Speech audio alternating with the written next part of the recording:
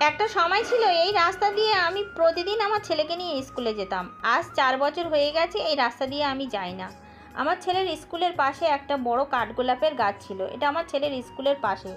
তো আমি মনে মনে ভেবে রেখেছিলাম যাব একদিন একটা ডাল নিয়ে আসবো। কিন্তু যখন আমার ছেলে স্কুলে যেত তখন আমার ইউটিউব চ্যানেলও ছিল না, ফোনও ছিল না। তাই এখন ভাবলাম একটা কাঠগোলাপ নিয়ে আসি।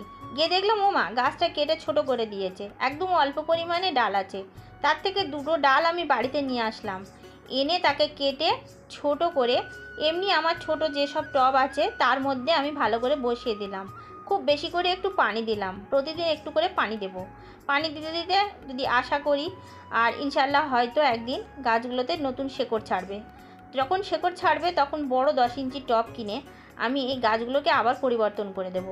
তো আমার এই ছিল কাঠগোলাপের আজকের ভিডিও। তোমাদের কেমন লাগলো আমার এই কাঠগোলাপটা? যদি ভালো লাগে আর নতুন নতুন ভিডিও পেতে আমার চ্যানেলটিকে কিন্তু অবশ্যই সাবস্ক্রাইব করে দিও, বেল আইকনটা বাজিয়ে দিও আর লাইকটা করে দিও।